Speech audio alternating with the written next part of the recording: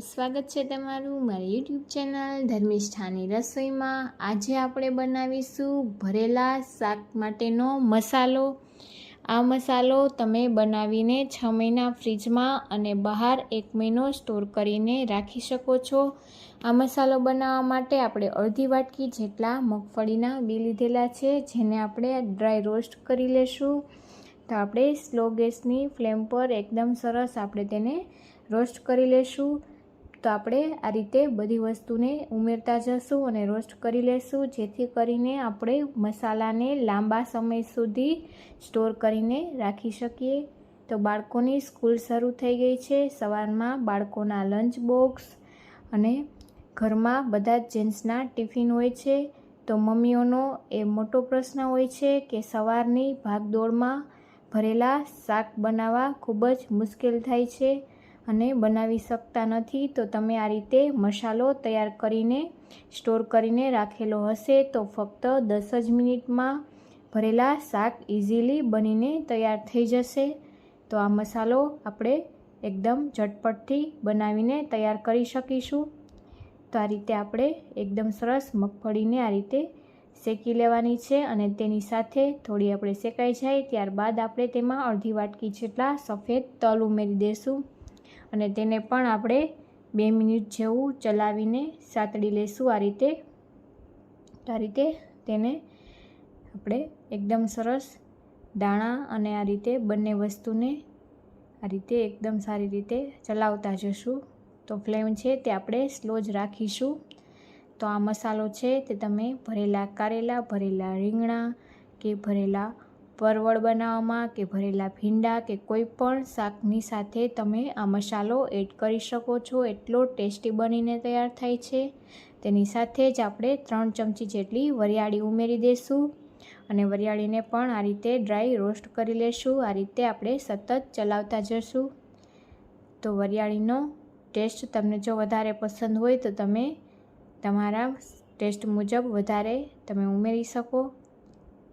તો આપણે આ રીતે સતત તેને 4 થી 5 મિનિટ જેવું તેને સાતળી લેવાનું છે। હવે લાસ્ટમાં આપણે 2 ચમચી જેવું આ રીતે સૂકલ ટોપરું લીધેલું છે, જેને આપણે આ રીતે સ્લાઇસમાં કટ કરેલું છે। તમે સૂકા ટોપરાનું છીણ પણ લઈ શકો છો।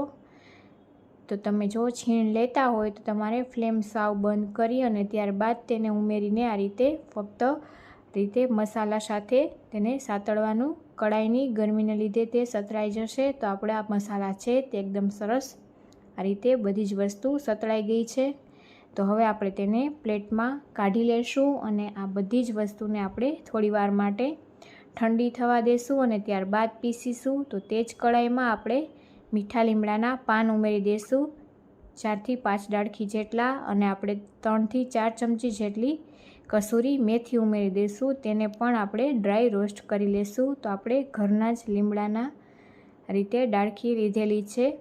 તો આ રીતે એકદમ સારી રીતે ચલાવીને તેને આપણે એકદમ સરસ હાથમાં લેતા જ ભૂકો થઈ જાય પાન ત્યાં સુધી આપણે તેને પણ આ રીતે સાતળી લેવાના છે। તો 2 થી 3 જ મિનિટમાં એકદમ સરસ આપણા લીમડો અને આ રીતે કસૂરી મેથી બંને પણ રીતે રોસ્ટ થઈને તૈયાર થઈ ગઈ છે। હવે આપણે બધી જ વસ્તુને 5 મિનિટ ઠંડી થવા માટે રાખેલી હતી, બધી જ વસ્તુ ઠંડી થઈ ગઈ છે। હવે આપણે તેને એક મિક્સર જારમાં ઉમેરી દઈશું।